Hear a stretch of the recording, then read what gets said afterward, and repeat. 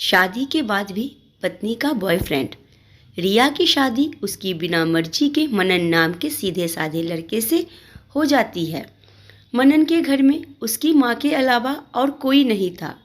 शादी में मनन को बहुत सारा सामान और पैसे भी मिले थे, लेकिन रिया किसी और लड़के से बेहद प्यार करती थी।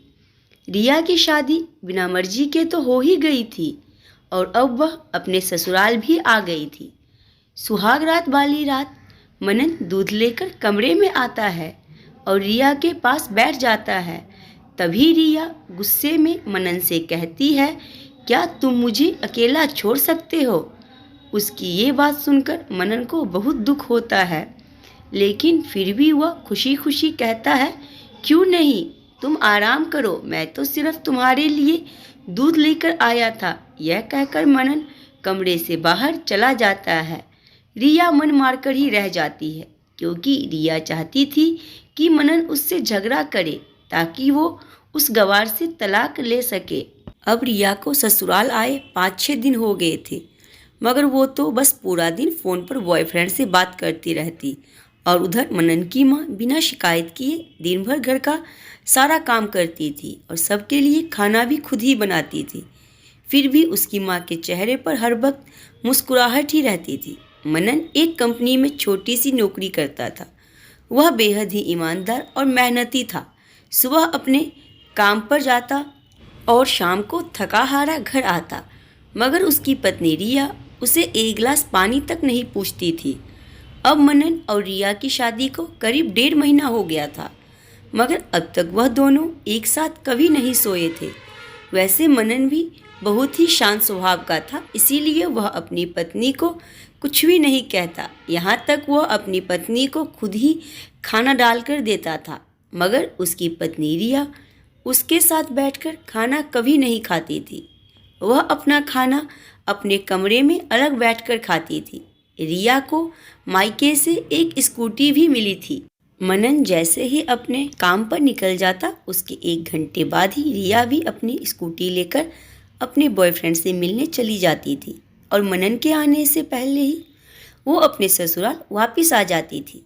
एक दिन मनन की छुट्टी थी और वह घर पर ही था, तो रिया ने अच्छे भले खाने को भी गंदा कह के अपनी सासू माँ को उल्टा सीधा कहकर खाने को बाहर फेंक दिया। यह सब देखकर मनन को बहुत ही गुस्सा आता है और वह गुस्से गुस्से में अपनी पत्नी रिया पर हाथ उठा देता है, मगर उसकी माँ फिर भी अपने को ही डांटती है। इधर रिया को झगड़े का एक बहाना ही चाहिए था, जो कि उसे मिल गया था। वो बिना बोले अपनी स्कूटी लेकर अपने बॉयफ्रेंड के पास चली जाती है और अपने बॉयफ्रेंड के पास जाकर कहती है कि अब एक पल भी मुझे उस घर में नहीं रहना। आज उस गवार ने मुझ पर हाथ उठाकर अच्छा नहीं किया। तभी उसका बॉयफ्रेंड कहता है, अरे तुम्हें तो मैं कब से कह रहा हूँ कि तुम भाग चलो मेरे साथ कहीं दूर, मगर तुम हो कि आजकल पे ही अटकी रहती हो। तब रिया कहती है कि शादी के दिन मैं आई तो थी तुम्हारे पास, मगर तुमने तो वापस घर लौटाया था मुझे। बॉयफ्रेंड ने कहा, खाली हाथ हम दोनों कहाँ तक भागेंगे? तुम ही बोलो, मैंने तुमसे कहा था कि कुछ पैसे और गहने साथ ले लो, और तुम हो कि खाली हाथ ही मेरे पास आ गई थी। आखिर दूर एक नई जगह में ज़िंदगी की शुरुआत करने के लिए पैसे तो चाहिए ना। और हाँ, एक बात और, जब भी मैं तुम्हारे पास आता हूँ और तुम्हें छूना चाहता हूँ, तभी तुम्हारे नखरे शुरू हो जाते हैं और बस यही कहती रहती हो, ये सब प्रेम प्यार और बाकी सब शादी के बाद ही होगा। रिया गुस्सा होकर कहती है, हाँ, शादी के बाद ही अच्छा होता है ये सब, और मैं तुम्हारी ही तो हूँ। मैं आज भी एक कुंवारी लड़की हूँ और शादी करके भी आज तक उस गवार के साथ एक रात भी नहीं सोई हूँ मैं, क्योंकि मैंने तुमसे ही प्यार किया है। और अब मैं चाहती हूँ कि तुम मुझसे शादी करके मेरी मांग में अपने नाम का सिंदूर भर दो, फिर मैं पूरी तरह से तुम्हारी हो जाऊंगी और फिर तुम मुझे अपनी मर्जी से दिन रात प्यार कर सकते हो। तब उसका बॉयफ्रेंड कहता है, तो ठीक है, मैं तुमसे शादी कर लूँगा, मगर तुम कम से कम 6 लाख रुपयों का कल शाम तक इंतजाम कर लेना, मैं तुम्हें एक होटल का पता दे रहा हूँ। तुम उस होटल में रात को 11 बजे तक पहुँच जाना। रिया कहती है, उस गवार के पास कहाँ होंगे इतने पैसे, बल्कि मेरे पापा ने उसे दहेज में 4 लाख रुपए और मुझे कुछ सोने के गहने दिए थे, मगर सारे पैसे और गहने उस गवार ने अलमारी में लॉक कर रखे हैं। मगर मैं जैसे तैसे अलमारी की चाबी लेकर सारे पैसे निकाल और गहने लेकर तुम्हारे पास हमेशा हमेशा के लिए आ जाऊंगी। यह कहकर रिया अपने ससुराल पहुंचती है।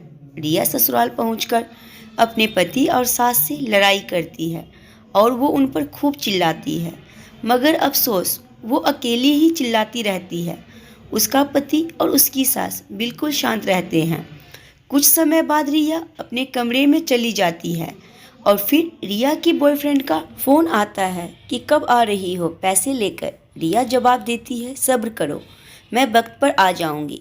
थोड़ी देर बाद मनन दरवाज़ा खटखटाता है और अपनी पत्नी से कहता है कि खाना खा लो। रिया कहती है, मैं खाना तभी खाऊंगी जब तुम मुझे अलमारी की चाबी दोगे। मनन दरवाजे के नीचे से चाबी देकर कहता है, यह लो, अपना काम करके खाना खाने आ जाना, क्योंकि अभी तक मैंने और माँ ने भी खाना नहीं खाया है। माँ ने कहा है आज हम साथ बैठकर ही खाना खाएंगे। रिया कहती है, माँ और तुम खाना खा लो, मैं बाहर से खाना खाकर आई हूँ। यह सुनकर मनन चला जाता है और रिया जल्दी से चाबी को उठाकर अलमारी खोलती है। अलमारी खोलकर देखती है तो उसमें शादी में मिले पूरे पैसे, 4 लाख रुपए और सारे गहने तो रखे ही थे, बल्कि उसमें एक डायरी भी रखी हुई थी। वो उसे खोलकर पढ़ती है तो उसमें लिखा था, प्रिय पत्नी, मुझे और तुम्हारे पापा को पता है कि तुम किसी और लड़के से बेहद प्यार करती हो, मगर तुम्हारे पापा ने पता लगाया है कि जिससे तुम प्यार करती हो उसकी पहले भी एक बार शादी हो चुकी है और वह लड़का बहुत सी लड़कियों को धोखा भी दे चुका है। पर तुम्हारे पापा तुम्हें उस लड़के के बारे में कुछ भी ना बता सके, क्योंकि उन्हें पता था कि ये जो इश्क का नशा है वह हमेशा अपनों को पराया और पराये को अपना बना देता है। इसलिए तुम्हारे पापा ने मेरे आगे हाथ जोड़कर ये कहा कि मेरी बेटी का हमेशा ख्याल रखना।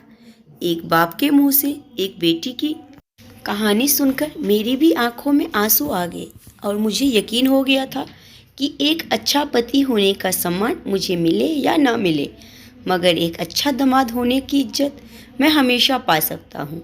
और मुझे शादी में मिले सारे पैसे और सोने के गहने मैंने तुम्हारी अलमारी में रख दिए हैं, क्योंकि दहेज के नाम से मुझे नफरत हो चुकी थी। इस दहेज के ही कारण मैंने अपनी बहन और पिता को खोया था और मेरे पिता के अंतिम शब्द भी यही थे कि किसी बेटी के बाप से कभी 1 रुपया भी दहेज ना लेना। और उस डायरी में यह भी लिखा था कि तुम मुझसे आज़ाद हो और तुम कहीं भी जा सकती हो। डायरी के बीच पन्नों में तलाक के पेपर रखे हैं, जहां मैंने पहले ही अपने साइन कर दिए हैं। जब तुम्हें लगे कि अब इस गंवार के साथ नहीं रहना, तब तुम इस तलाक के पेपर पर साइन करके अपने सारे पैसे और जेवर लेकर जा सकती हो। रिया डायरी पढ़कर हैरान थी और परेशान भी। ना चाहते हुए भी उसके गंवार पति के शब्दों ने उसके दिल को छू लिया था। अब वह ना चाहते हुए भी गंवार पति के अनदेखे प्यार को वह महसूस करने लगी थी। वह फूट फूट के रोने लगी। डायरी में आगे लिखा था कि मैंने तुम्हें इसलिए मारा क्योंकि तुमने माँ को गाली दी, और जो बेटा खुद के आगे अपनी माँ की बेइज्जती होते सहन कर ले, फिर वह बेटा ही कैसा। इसलिए मुझे माफ़ कर देना, क्योंकि मेरे लिए माँ का दर्जा सबसे बड़ा है और आपको मैं दुल्हन बनाकर अपना हमसफ़र बनाने लाया हूँ। आपसे ज़बरदस्ती करने नहीं। आपको मुझसे प्यार हो ना हो, लेकिन मैं अंत तक सिर्फ आपसे ही प्रेम करता रहूँगा। अब फैसला आपके ही हाथों में है। अब रिया गर्लफ्रेंड से पत्नी बन चुकी थी और उसकी आंखों से आंसू बह रहे थे। अचानक रिया के बॉयफ्रेंड का फ़ोन आता है। तभी गुस्से में रिया अपने फ़ोन को स्विच ऑफ करके फ़ोन का सिम कार्ड तोड़ देती है। अब उसे सब समझ आ गया था कि जिससे वह बेहद प्यार करती थी, उसे तो सिर्फ पैसों से ही प्यार था और सच्चा प्यार करने वाला तो मेरा पति ही है जिसने सिर्फ मेरे पापा की इज्जत रखने के लिए ही उससे शादी कर ली, और उससे मेरा एक बॉयफ्रेंड है पता होने के बाद भी मुझसे इतना प्यार किया। मैं अपने पति का प्यार क्यों नहीं समझ पाई। यह सब सोचकर वह रोती रही। फिर उसने रोते हुए अलमारी का सारा सामान जैसा था वैसे ही रखकर ना जाने कब सो गई। अगले दिन रिया सुबह देर से जगी। तब तक मनन ऑफिस जा चुका था। आज रिया ने सबसे पहले नहा धोकर साड़ी पहनी, फिर लंबा सा अपनी मांग में सिंदूर लगाया, जबकि पहले एक बिंदी जैसी साइड पर सिंदूर लगाती थी ताकि कोई लड़का ध्यान ना दे और किसी को ये पता ना चल जाए कि वह एक शादीशुदा है। मगर आज तो 10 किलोमीटर दूर से भी दिखाई दे ऐसी लंबी और गाढ़ी सिंदूर लगाई थी। फिर उसने अपना मंगलसूत्र पहना और किचन में जाकर सासू माँ को ज़बरदस्ती कमरे में आराम करने भेज देती है और खुद अकेली सबका खाना बनाती है। पहले सासू माँ को खाना खिलाती है और फिर अपने पति को फ़ोन करके उसके ऑफिस का पता पूछती है। मनन ऑफिस का पता देते हुए सोचता है कि कहीं रिया ने तलाक देने का फ़ैसला तो नहीं कर लिया, मगर उसे कहाँ पता था कि वो अब सुधर गई है और उसे ही अपना पति मान चुकी है। इतने में ही रिया स्कूटी लेकर उसके ऑफिस खाना लेकर पहुंच जाती है। रिया को देखकर मनन हैरान हो जाता है।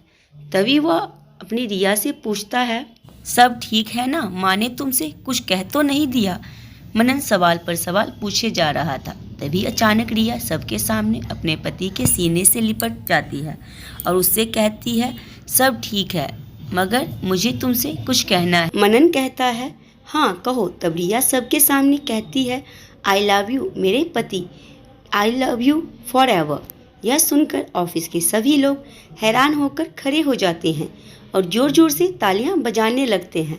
तब रिया सबके सामने अपने पति का हाथ पकड़ के कहती है कि अब 1 महीने तक मेरे पतिदेव ऑफिस में दिखाई नहीं देंगे। ऑफिस के सभी लोग पूछते हैं क्यों? तब रिया कहती है, क्योंकि हम दोनों लंबी छुट्टी पर जा रहे हैं। मनन रिया से कहता है, तुम्हें क्या हो गया है? तब रिया मनन से कहती है, मुझे तुमसे सच्चा प्यार हो गया है। ये कहकर वह उसके सीने से दोबारा इस तरह लिपट जाती है जहाँ से वो अपने गंवार पति से कभी जुदा ना हो पाए। तभी मनन भी बहुत खुश हो जाता है और फिर वो दोनों अपने घर आ जाते हैं और खुशी खुशी अपना जीवन बिताते हैं और अपने छोटे से परिवार में हमेशा खुश रहते हैं। दोस्तों, प्यार करना गलत नहीं है, मगर प्यार हमेशा उससे करना चाहिए जो हमसे प्यार करता हो और हमारे साथ साथ हमारे परिवार की इज्जत भी करता हो। पैसों से प्यार करने वाला इंसान कभी हमसे प्यार नहीं कर सकता। अपनी राय हमें कमेंट बॉक्स में ज़रूर दीजिएगा। कहानी पसंद आई हो तो वीडियो को लाइक, चैनल सब्सक्राइब और वीडियो को शेयर ज़रूर करिएगा।